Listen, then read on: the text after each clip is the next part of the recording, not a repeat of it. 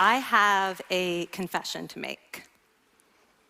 But first, I want you to make a little confession to me.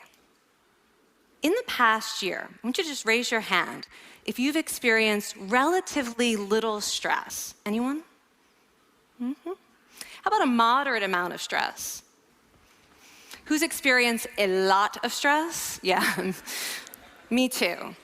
But that is not my confession.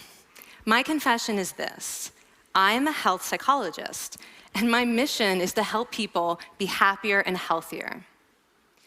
But I fear that something I've been teaching for the last 10 years is doing more harm than good, and it has to do with stress. For years, I've been telling people stress makes you sick. It increases the risk of everything from the common cold to cardiovascular disease. Basically, I've turned stress into the enemy. But I've changed my mind about stress. And today, I want to change yours. Let me start with the study that made me rethink my whole approach to stress. This study tracked 30,000 adults in the United States for 8 years. And they started by asking people, how much stress have you experienced in the last year?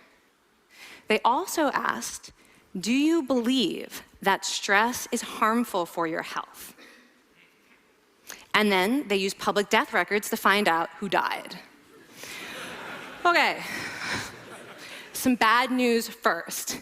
People who experienced a lot of stress in the previous year had a 43% increased risk of dying. But that was only true for the people who also believed that stress is harmful for your health. People who experienced a lot of stress but did not view stress as harmful were no more likely to die. In fact, they had the lowest risk of dying of anyone in the study, including people who had relatively little stress.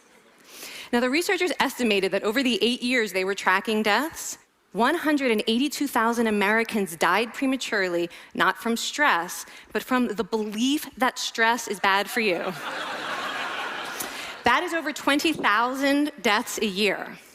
Now, if that estimate is correct, that would make believing stress is bad for you the 15th largest cause of death in the United States last year, killing more people than skin cancer, HIV, AIDS, and homicide.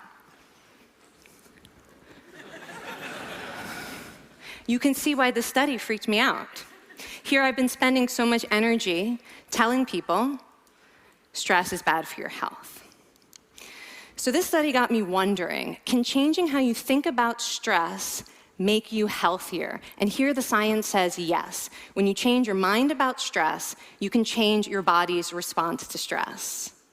Now, to explain how this works, I want you all to pretend that you are participants in a study designed to stress you out. It's called the social stress test. You come into the laboratory, and you're told you have to give a 5-minute impromptu speech on your personal weaknesses to a panel of expert evaluators sitting right in front of you. And to make sure you feel the pressure, there are bright lights and a camera in your face, kind of like this. And the evaluators have been trained to give you discouraging nonverbal feedback, like this.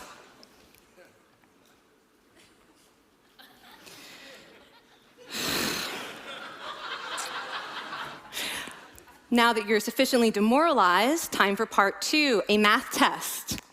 And unbeknownst to you, the experimenter has been trained to harass you during it. Now, we're gonna all do this together. It's gonna be fun, for me. Okay. I want you all to count backwards from 996 in increments of 7. You're gonna do this out loud as fast as you can, starting with 996. Go. Go faster. Faster, please. You're going too slow. Stop, stop, stop, stop. That guy made a mistake. We're gonna have to start all over again. You're not very good at this, are you? Okay, so you get the idea. Now, if you were actually in this study, you'd probably be a little stressed out. Your heart might be pounding, you might be breathing faster, maybe breaking out into a sweat. And normally, we interpret these physical changes as anxiety or signs that we aren't coping very well with the pressure. But what if you viewed them instead as signs that your body was energized, was preparing you to meet this challenge? Now, that is exactly what participants were told in a study conducted at Harvard University. Before they went through the social stress test, they were taught to rethink their stress response as helpful. That pounding heart is preparing you for action.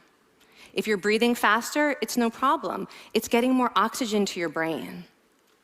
And participants who learned to view the stress response as helpful for their performance, well, they were less stressed out, less anxious, more confident. But the most fascinating finding to me was how their physical stress response changed. Now, in a typical stress response, your heart rate goes up and your blood vessels constrict like this. And this is one of the reasons that chronic stress is sometimes associated with cardiovascular disease. It's not really healthy to be in this state all the time. But in the study, when participants viewed their stress response as helpful, their blood vessels stayed relaxed like this. Their heart was still pounding, but this is a much healthier cardiovascular profile. It actually looks a lot like what happens in moments of joy and courage. Over a lifetime of stressful experiences, this one biological change could be the difference between a stress-induced heart attack at age 50 and living well into your 90s. And this is really what the new science of stress reveals, that how you think about stress matters. So my goal as a health psychologist has changed. I no longer want to get rid of your stress. I want to make you better at stress. And we just did a little intervention. If you raised your hand and said you'd had a lot of stress in the last year, we could have saved your life. Because hopefully the next time your heart is pounding from stress, you're going to remember this talk, and you're going to think to yourself, this is my body helping me rise to this challenge. And when you view stress in that way, your body believes you, and your stress response becomes healthier. Now, I said I have over a decade of demonizing stress to redeem myself from. So we are going to do one more intervention. I want to tell you about one of the most underappreciated aspects of the stress response. And the idea is this: stress makes you social. To understand this side of stress, we need to talk about a hormone, oxytocin. And I know oxytocin has already gotten as much hype as a hormone can get. It even has its own cute nickname, the cuddle hormone, because it's released when you hug someone. But this is a very small part of what oxytocin is involved in. Oxytocin is a neurohormone. It fine-tunes your brain's social instincts. It primes you to do things that strengthen close relationships. Oxytocin makes you crave physical contact with your friends and family. It enhances your empathy. It even makes you more willing to help and support the people you care about. Some people have even suggested we should snort oxytocin to become more compassionate and caring. But here's what most people don't understand about oxytocin. It's a stress hormone. Your pituitary gland pumps this stuff out as part of the stress response. It's as much a part of your stress response as the adrenaline that makes your heart pound. And when oxytocin is released in the stress response, it is motivating you to seek support. Your biological stress response is nudging you to tell someone how you feel instead of bottling it up. Your stress response wants to make sure you notice when someone else in your life is struggling so that you can support each other. When life is difficult, your stress response wants you to be surrounded by people who care about you. Okay, so how is knowing this side of stress going to make you healthier? Well, oxytocin doesn't only act on your brain, it also acts on your body. And one of its main roles in your body is to protect your cardiovascular system from the effects of stress. It's a natural anti-inflammatory. It also helps your blood vessels stay relaxed during stress. But my favorite effect on the body is actually on the heart. Your heart has receptors for this hormone. And oxytocin helps heart cells regenerate and heal from any stress-induced damage. This stress hormone strengthens your heart. And the cool thing is that all of these physical benefits of oxytocin are enhanced by social contact and social support. So when you reach out to others under stress, either to seek support or to help someone else, you release more of this hormone, your stress response becomes healthier, and you actually recover faster from stress. I find this amazing that your stress response has a built-in mechanism for stress resilience. And that mechanism is human connection. I want to finish by telling you about one more study. And listen up, because this study could also save a life. This study tracked about 1,000 adults in the United States, and they ranged in age from 34 to 93. And they started the study by asking, how much stress have you experienced in the last year? They also asked, how much time have you spent helping out friends, neighbors, people in your community? And then they used public records for the next 5 years to find out who died. Okay, so the bad news first. For every major stressful life experience, like financial difficulties or family crisis, that increased the risk of dying by 30%. But, and I hope you are expecting a but by now, but that wasn't true for everyone.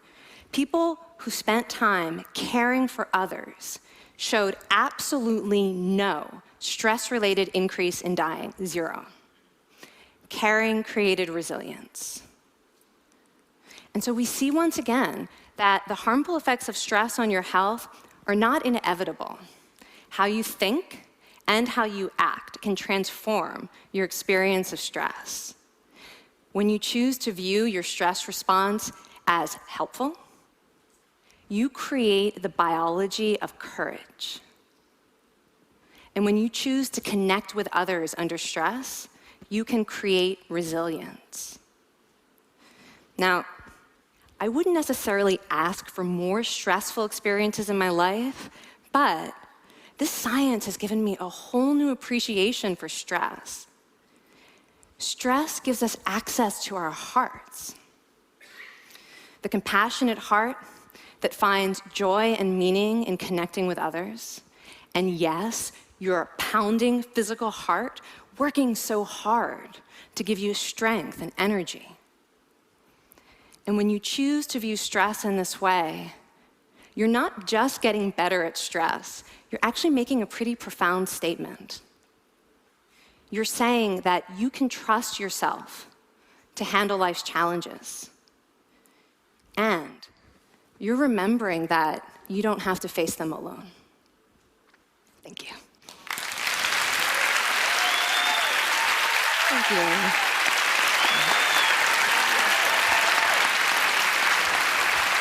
I mean, this is kind of amazing what you're telling us. It seems amazing to me that a belief about stress can make so much difference to someone's life expectancy.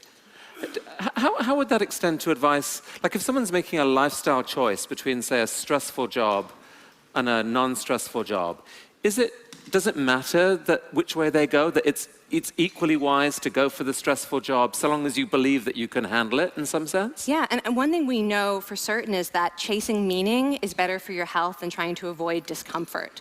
And so I would say that's really the best way to make decisions, is go after what it is that creates meaning in your life and then trust yourself to handle the stress that follows.